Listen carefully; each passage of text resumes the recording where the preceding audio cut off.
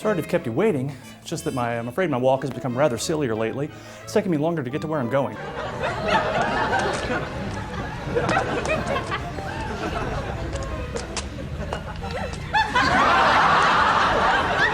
I wish someone would pay me to spend more of my time silly walking. This would add greatly to my happiness and possibly yours too. At least I think it would. But I haven't figured out a way to get paid for silly walking unless I could get a government grant. I have a silly walk, and I'd like to obtain a government grant to help me develop it. I see. May I see your silly walk? Yes, certainly, yes. If there were government subsidies for silly walks, if they gave me money to develop new walks, for example, or promised to buy a certain number of the walks I created, there would be more silly walks than there are now.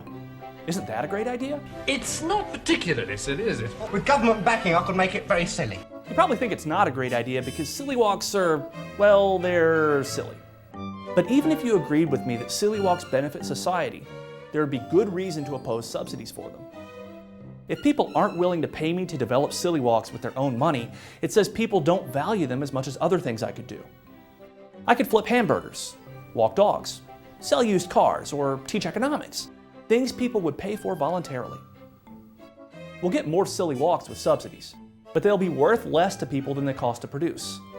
That means the subsidies would waste resources. But what about other, more serious subsidies? There's defense, social security, health, housing, education, silly walks. What about subsidies for food? You might have seen a bumper sticker that says, "No farms, no food," or something like that. Some people have argued that food subsidies are necessary to ensure food security. Without subsidies, they say, we won't have enough food. But subsidizing food production is a lot like subsidizing silly walks. Yes, we'll get more food, but the subsidies will waste resources. It'll be food that costs more to produce than it's worth. You're really interested in silly walks, aren't you? Oh, rather. Well, take a look at this then.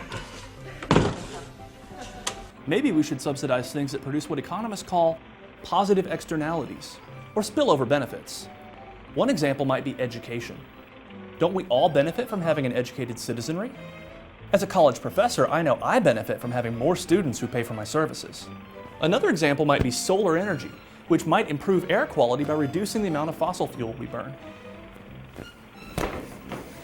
How do we know what to subsidize? Even if there are spillover benefits in theory, governments are really bad at figuring out which companies and technologies to subsidize.